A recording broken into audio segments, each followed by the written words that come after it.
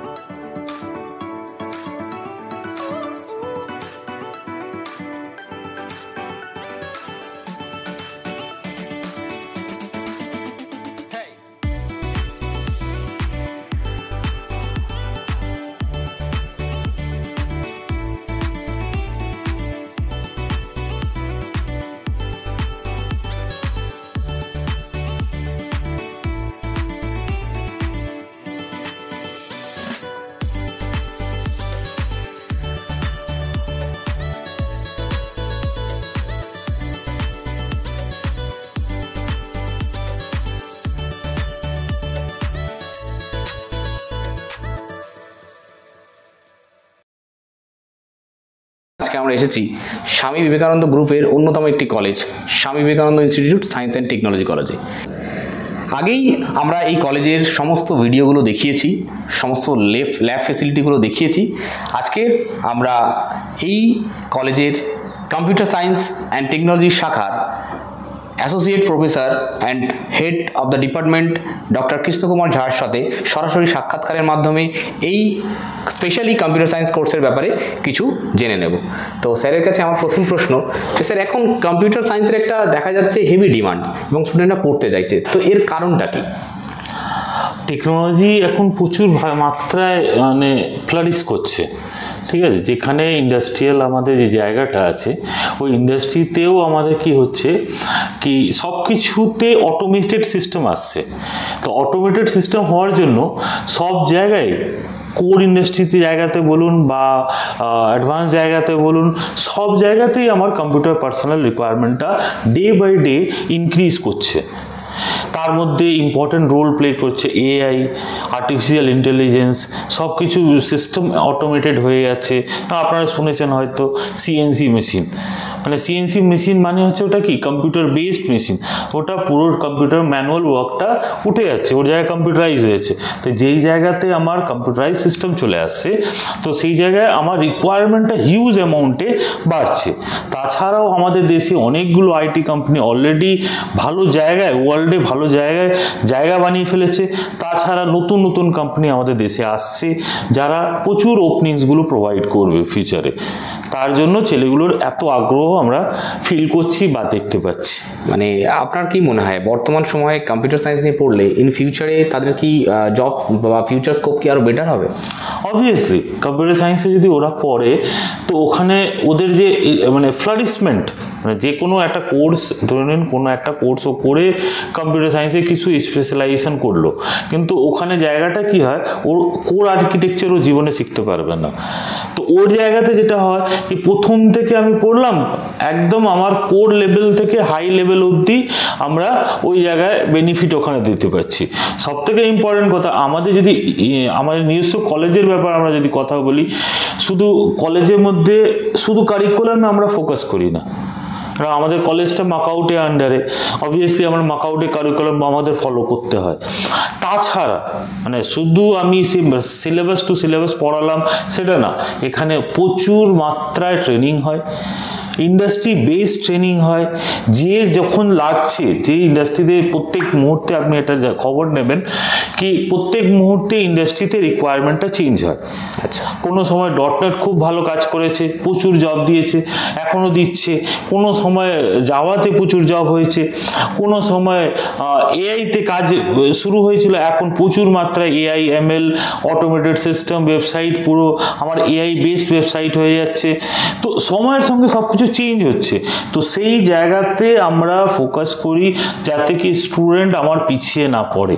আমার কারিকুলামে obviously certificate পাওয়ার জন্য curriculum আগে পড়তে হবে, কিন্তু তাছাড়া ট্রেনিং যে আমার ইন্ডাস্ট্রি রিকোয়ার্ড যে ট্রেনিং আছে সেই রেগুলার বেসিসে আমরা করাই, সেই যাতে কি ওরা আপ টু দ্য মার্ক হামেশা রেডি থাকে। আমাদের ছেলে বলতে গেলে হ্যাকাথনে পার্টিসিপেট করেছিল, গ্র্যান্ড ফিনালে অবধি গেছে। তাছাড়া ইন্ডাস্ট্রিতে ইন্টার্নশিপ পার্টিসিপেট করে, ইন্টার্নশিপে যায়, মানে ইন্ডাস্ট্রি ফ্লেভারটা during the period of study only they get that one. আরেকটা স্যার আমার কাছে প্রশ্ন, যে computer science engineering and AI and data সায়েন্সের যে দুটো আলাদা ডিপার্টমেন্ট রয়েছে, অনেক ছেলে মেয়ে কনফিউজড এখানে, তারা কোনটা নিয়ে পড়লে বেটার হবে? দুটোতেই আমি বলবো যে জায়গা আছে। সিএসসি মানে হচ্ছে core field. Core field means যেখানে সব কটাই সাবজেক্ট ওকে, কম্পিউটার রিলেটেড যতগুলো সাবজেক্টে সব কটাই ওকে করানো হবে। ডেটা সায়েন্স অ্যান্ড এআই যেটা আমাদের নতুন কোর্স এবার থেকে লঞ্চ হয়েছে, তাই সেই জায়গা থেকে যদি আমরা বলি তো এখানে ফোকাস যেটা থাকবে একটা ডেটা সায়েন্টিস্ট বা ডেটা অ্যানালিস্ট, ইঞ্জিনিয়ার যারা ডেটা নিয়ে ভালো করে কাজ করতে পারবে তাদেরকে তৈরি করা। মানে এটা একটা স্পেশালাইজড কোর্স, যেটা যাদের ন্যাক খুব ভালো আছে, না আমি ডেটা সায়েন্টিস্ট হতে চাইছি বা ডেটা অ্যানালিস্ট হতে চাইছি বা আমি ডেটা নিয়ে প্রসেসিংয়ে নিয়ে কাজ করতে চাইছি, তাদের আমি বলবো কি ওরা ডেটা সায়েন্স এআই ডেটা সায়েন্সে কাজ করুক। কেন শুধু ডেটা সায়েন্সে তো কাজ হবে না, ডেটা সায়েন্সের সঙ্গে এআই আমার ইনকর্পোরেট আমাকে করতেই হবে। ইনকর্পোরেট করলেই আমি ভালো রেজাল্ট পাবো। তো সেই ফ্লেক্সিবিলিটিটা ডেটা সায়েন্সে পাচ্ছে। কম্পিউটার সায়েন্সে যদি কথা বলি, এখানেও আমাকে কিন্তু ডেটা সায়েন্স এখানেও পড়ানো হয়, মেশিন লার্নিং এখানেও পড়ানো হয়, এখানেও এআই পড়ানো হয়, কিন্তু তাদের ফ্লেভারটা এখানে একটু কম। কেন কি এখানে অনেক কিছু কোর আর্কিটেকচার থেকে নিয়ে এন্ড অবধি কম্পিউটার সায়েন্স ইঞ্জিনিয়ারিংয়ে করা যায়। স্কোপটা আমার বড় স্কোপ আমার পাওয়া যায়। আচ্ছা, আরেকটা স্যার লাস্ট একটা প্রশ্ন, যে কলকাতায় অনেক ভালো ভালো কলেজ আছে যেগুলো আমরা প্রায় ইউটিউবে বিভিন্ন জায়গার কাছে শুনি যে আমি হেরিটেজে পড়ছি, আমি টেকনোতে পড়ছি। তো সেক্ষেত্রে আপনাদের কলেজটা কীভাবে মানে স্টুডেন্টদেরকে কেয়ার করছে, বা কেন স্বামী বিবেকানন্দ চুজ করবে তারা? একদম সিম্পল রিজন আমি যদি বলতে চাই কি কোন কলেজ কি করছে সেটা আমি বলবো না, কিন্তু আমরা স্টুডেন্ট ওয়াইজ মেন্টরশিপ করি। আচ্ছা, প্রত্যেকটা স্টুডেন্ট কি করছে কি না করছে, ওর জন্য কি করলে ভালো হবে সেটা আমরা করি। তাতে কি হয়, স্টুডেন্টের গ্রোথ গ্রাফটা পুরো আমাদের মনিটর করা হয়। কোনো কারণে কোনো স্টুডেন্ট যদি কোনো জায়গায় ফল করার চেষ্টাও করে না, আমরা ধরে টেনে তুলে দিই, যাতে কি ও ফল না পাবে। মানে একটা homely environment for the education ওরা এখানে পায়। আর আফটার এডুকেশন প্লেসমেন্টের ব্যাপারটা, প্লেসমেন্ট এখানে দেখুন, প্লেসমেন্ট জায়গাটা একটা সেন্সিটিভ জায়গা, সিম্পল কথা, কিন্তু আপনাকে এটা বুঝতে হবে যারা পড়ে তারা ভালো চাকরি পায়, যারা পড়ে না in the sense up to the mark তারা থাকছে না, তারা একটু পিছিয়ে পড়ে। এবার আমি দুই ক্যাটাগরিই কথা বলি। দেখুন, সব জায়গায় একদম ভালো ছেলে, আমি ক্রিম ছেলে আমি পাবো এরকম না। আমরা ভালো ছেলে, ক্রিম ছেলে বা যেরকমই ছেলে পাই সবার সঙ্গে আমরা ডিল করি, তাদেরকে তোলার চেষ্টা করি, এফর্টটা ওদের নিই। সব কিছু মেন্টরশিপ মাধ্যমে আমাদের এটা প্রসিডিউরটা, এটা কন্টিনিউয়াস প্রসেস। এবার প্রসেস হতে হতে কি হয় কি, ধরুন third year, second year, third year, fourth year অবধি পৌঁছতে কিছু একটা মানে ভালো স্টুডেন্ট ছিল না, কিন্তু এখন খুব ভালো হয়ে গেছে। ও একটা ছেলে খুব ভালো ছিল, আরও ভালো পারফর্ম করছে। তো যারা খুব ভালো পারফর্ম করে, খুব ভালো এডুকেশন মানে স্টাডি পিরিয়ডটা ভালো করে কাটিয়েছে, তারা খুব ভালো চাকরি পেয়ে যাচ্ছে। কিছু ছেলে যারা মিডিওকর হয়, এফর্টটাও বেশি দিতে পারলো না বা দিল না, আমাদের টানার পরেও যদি আমাদের ওই সাকসেসটা আমরা নিয়ে আসতে পারলাম না, দেন অলসো মানে এটা বলবো না কি সবাই আমার বড় প্যাকেজে পাচ্ছে। আমরা তাদের জন্য স্মল প্যাকেজে ইন্ডাস্ট্রি এনভায়রনমেন্টে ওদেরকে যাতে পুট করতে পারি সেটা চেষ্টা করি, তাদেরকে বসিয়ে দিই। ওরা যখন ইন্ডাস্ট্রিতে কাজ করার পর প্রথম দিকে হয়তো স্যালারি কম থাকে, কিন্তু পরের দিকে ওরা যখন ইন্ডাস্ট্রিতে ঢোকার পর না ফিলিং যখন পায় কি না আমাকেও এগোতে হবে, তখন ঠিক ওরা এগিয়ে ভালো ভালো জায়গায় যাচ্ছে। এরকমও ছেলে আছে যারা আমাদের পাস আউট ছেলে, যারা প্রথম দিকে হয়তো 15,000 20,000 টাকা মাইনাস স্যালারিতে ঢুকেছিল, আজকে 2 বছর পর এক্সপিরিয়েন্স ও নেওয়ার পর এখনও 14 লাখ 15 লাখ টাকা প্যাকেজে আছে। মানে এটা না কি আমি আজকের দিনে 10,000 15,000 টাকা প্যাকেজে ঢোকার পর আমি এটা ভুলে যাব কি না আমি বড় চাকরি আর পাবো না। নিজের মধ্যে ডেভেলপমেন্ট নিয়ে আসতে হবে। হ্যাঁ, অবভিয়াসলি আমাদের এখানে ম্যাক্সিমাম প্যাকেজ যেটা বলতে পারি 18 লাখ টাকা 22 লাখ টাকা অবধি প্যাকেজে ক্যাম্পাসিং আমাদের এখানে হয়েছে। Thank you.